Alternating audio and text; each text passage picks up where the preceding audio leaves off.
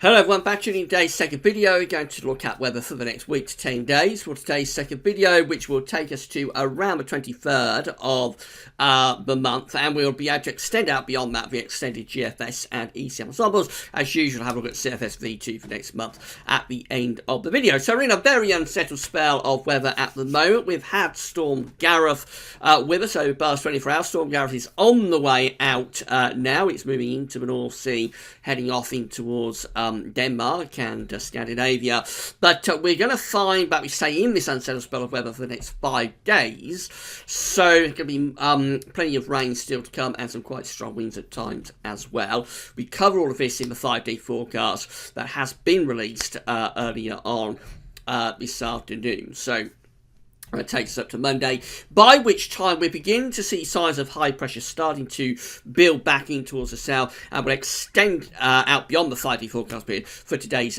second video update.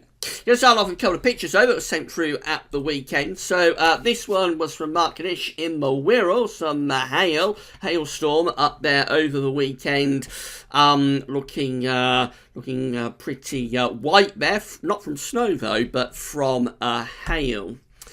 This one was sent through by Mr. Burns from Burnley. So Mr. Burns had some snow over the weekend. Again, I think this was sent through on Sunday, so there was proper wintry showers around over the weekend. However, you think it's wintry in this country over the weekend. What about this? This is from Erikki up in Finland, and well, that puts it in perspective really. Yes, we have had a bit of snow in recent days up north, but look at that, really deep snow over there in Finland, so does put it in perspective a little bit. So you'd like your web pics to be featured in the videos when you have a chance, then you can email them to us at gazovers@gmail.com.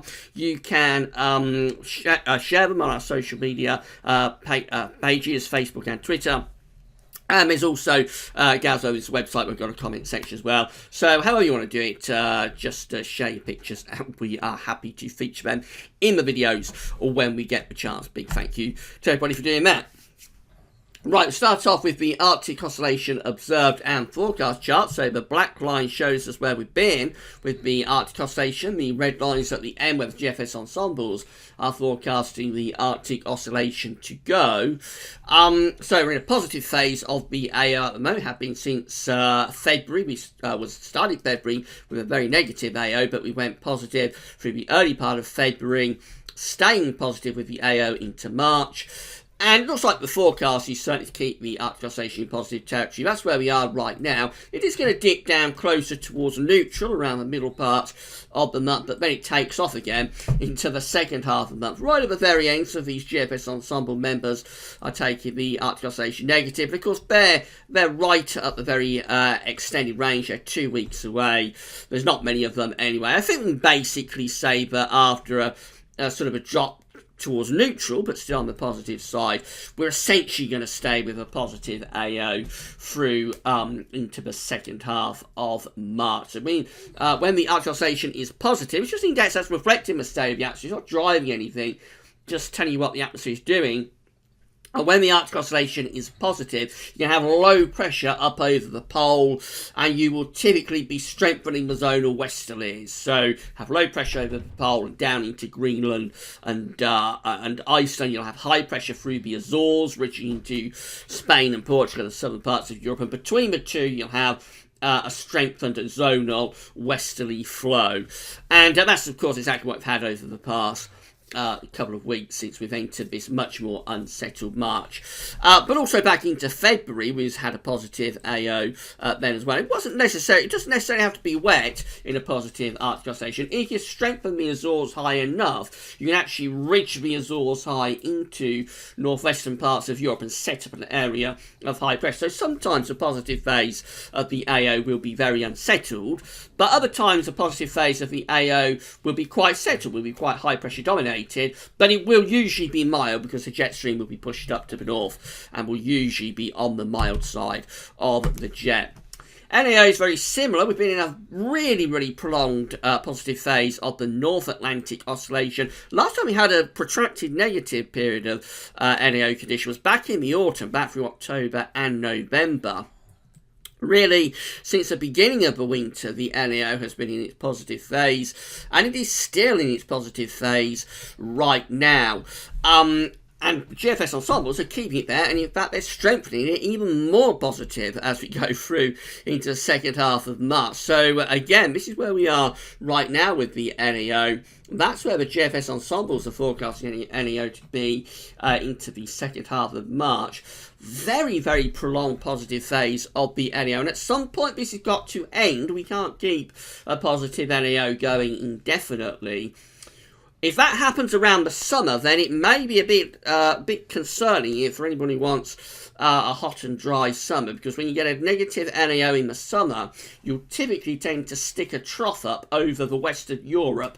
When that happens, it can actually get quite cool and quite wet in the summer. Now, I'm not saying we're necessarily going to flip the NAO from positive to negative in the summer, but it will be something to watch out for, because it's been a really prolonged spell of positivity of the NAO. It's been going on for around 4 months now, so it can't go on indefinitely.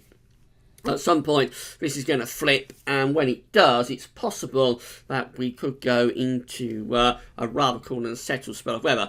You can sometimes get a hot summer with a negative NAO, but it depends what the Arctic is doing as well. So it doesn't mean, if we do go into a negative NAO for summer, it doesn't mean that we definitely have a poor summer, but it will definitely be something to watch out for if this flip does happen in the summer. But as it is at the moment, anyway, let's get ahead of ourselves. At the moment, we've got both the AO and the NAO in very positive territory, which means the zonal westerlies are strengthened, and we're going to keep this sort of zonal signal going through into the second half of March. The only difference is that we'll probably start to strengthen high pressure from the Azores and begin to ridge that back into the UK. So the next thing we're going to look at is the GFS upper air temperature and precipitation ensembles. We're looking at Brigg in Lincolnshire today. This is the latest suggested place on our list of suggested locations for this section of the video. So the red line here is the 30-year upper air temperature average for the market town of Brigg in Lincolnshire, and we're quite close to average at the moment, a little bit above average over the next couple of days. And then through the weekend, inside next week, actually going quite a bit colder. Again, a little bit of a cold snap Sunday through to Monday. But after that, next week, turning milder. That's the trend. It has been for a very long time within the GFS ensembles now. Turning milder through the course of next week. Upper air temperatures lifting up. And that possibly takes us right way through to month's end. There is a little bit of a dip potentially in the temperature occurring around there, around the 24th to the 25th of March, but beyond that, it looks like the temperature lifts up again. So overall, quite a mild final week to 10 days of March, if that is right, and drying out as well. So for the next few days up to the start of next week, looking unsettled. There'll be further showers, if not longer spells of rain. But then we definitely have a drying trend as we go through the final week to 10 days of March. Not totally dry, there are some precipitation spikes going through, but overall a lot drier and a lot milder compared to what we've had in the past week to 10 days in the next week to 10 days. And that's been quite a strong signal within the GFS ensembles for a little while now, so I think that is the way we're going. Temperature anomalies from the 13th to the 21st of March, generally going a little bit above average now. These are starting to warm up, as I said they would a couple of days ago. I said carry on looking at these through the week, and as we go through the week, we are expecting these anomaly charts to warm up. That's what's happening. So the next week, 13th to 21st of March, looks a little bit milder than average. This would be precipitation anomaly from the 21st, from the 13th to the 21st of March. Still quite unsettled, particularly for the north and west. Turning a little bit drier now in the south and southeast. So I expect these to start trending both milder, these anomaly charts start trending both milder and drier in the next few days.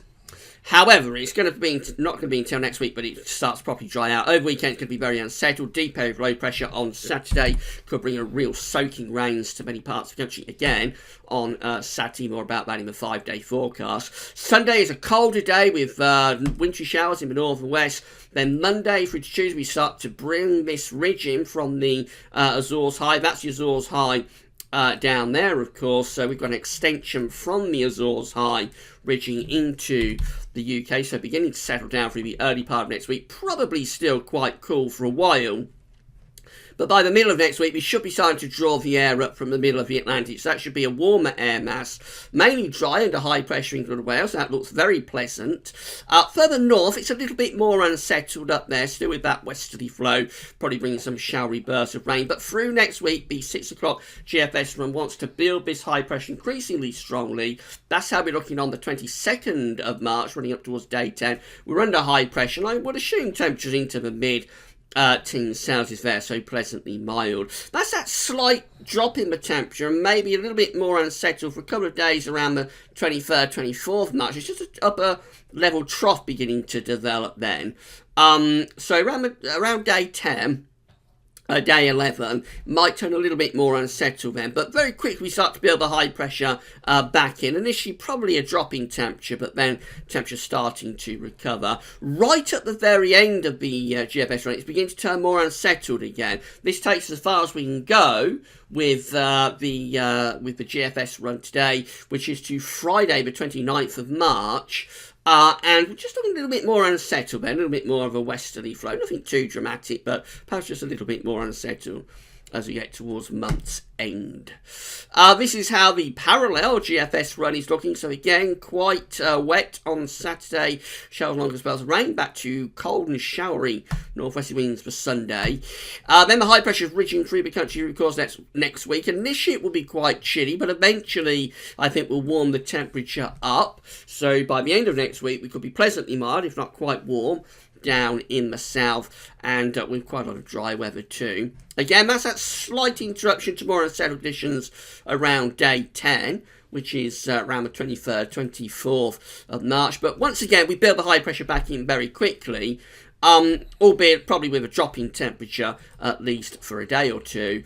And then high pressure really takes us through to the end of the month. That's as far as we can go. The GFS parallel run, again, is taking us to the 29th of March, and high pressure is dominating through the country, so you would expect a lot of dry weather. With that, definite trends for high pressure to be much more in the ascendancy once again for the final week to 10 days of March. ECMWF looks like that, so proper wet day for Saturday, then into a cold northwesterly wind with wintry showers in the north on Sunday. High pressure ridging up from the Azores as we go into the middle of next week, becoming quite mild, particularly for England and Wales at about ridge of high pressure, a little bit more unsettled still in northern parts of the country. The high pressure is dominating up towards day 10. Maybe just a little bit more unsettled by day 10, but we're still basically under high pressure. I would think if we could roll on beyond that, we will find the high pressure redeveloping once again. So the trends are definitely there for high pressure to be coming back once again as we go to the final week to 10 days March. We have been expecting this within the longer range forecast, and that is definitely the trend of the models now, the high pressure to be returning. Now, whether this is just going to be a short period of high pressure and then we get ourselves back to low pressure again, or whether we're going to go off and running into a prolonged spell of high pressure stretching out over weeks and weeks, such as we've been having a lot of since last summer, that's very speculative. We'll have to wait and see how that plays out. But certainly in the next week to 10 days, it looks like high pressure is coming back. These are the GFS, the ECM, I should say, ensembles, the postage stamps via the Icelandic Met Office. These are the options that are on the table for day 10, which is the 23rd of March. We've got 26 members of the ECM ensembles that have high pressure over and to the east of the country. This includes the operational ECM run, the run which we're looking at. So obviously high pressure is in control with those. We've got low pressure out to the north and west, jet streams up there, so there's a lot of dry weather on offer by day 10 with those. And then we've got 25, so it's almost a 50-50 split. 25 that have high pressure, just centred a little bit more to the south. That's basically still high pressure is in control with these, but the low pressure to the north and the jet stream are just that little bit closer to us. Just bring the jet stream in a little bit more. So certainly for northern parts of the country, that's a little bit more changeable with those. But the trend is definitely there for high pressure to be increasingly influential as we go through the week to 10 day time frame. And then these are the options in 2 weeks' time in the ECM ensembles. This is for the 28th of March, 360 hours. So we have 18 members of the ECM ensembles with above average heights, high pressure over and to the south of the UK, low pressures out towards Greenland and Iceland, jet streams up there, so they're basically dry and settled bows, perhaps a little bit more unsettled for the far northwest of Scotland, but most places are dry and mild, bring wind up from a southwesterly direction. Then there's 17 that have high pressure, just really dominant. We've got virtually an area of high pressure sitting over the top of the UK, so those are bringing up in a little bit more of an east-southeasterly flow. But the main thing of those is that they are very, very dry indeed. And then there's 16 that have the high pressure, kind of like more of a Scandinavian high. So I suppose they could be bringing in some cooler or colder air from the east. It would depend on the exact origins of the air with those. But basically, high pressure is becoming more dominant the further on we go towards the end of March. So again, the week to 10-day time frame, it looks as though high pressure is going to be taking over the weather pattern. Let's have a look at CFS V2 finally. So these are 500 millibar heights, break it down into weekly periods. The first weekly period will take us from the 13th to the 19th of March, still unsettled. In the week ahead, overall, below average heights over and to the north of the country, above average heights in the middle of the Atlantic. Jet streams are doing something like that. So unsettled and quite cool in the next few days. But a big change for week 2, this is the 20th to the 26th of March, with above average heights then to the south and southwest of the country, below average heights to the north and northwest, a much milder and more settled week coming up, possibly still a little bit unsettled for northern parts of Scotland, but essentially we're under a ridge of high pressure. Then a bit of a change in week 3. This is taking us from the 27th of March to the 2nd of April. So we've got above average heights down to our south and also well to our north. Quite what's going on over the UK and Western Europe, I'm not sure. Possibly just seeing a general weakening of the high pressure, so maybe turning a little bit more unsettled there right at the very end of March and into the beginning of April. We possibly turn it a little bit more unsettled. And further signs of that in week 4, actually. So this is a bit of a change from the CFS today. It's the 3rd through to the 9th of April. We've got northern blocking then appearing to our north. Haven't seen that within these charts for a little while, with a trough of below average heights, albeit quite a weak one, over the UK. So that, if it came off, that would turn much more unsettled through the early part of April, a lot wetter again.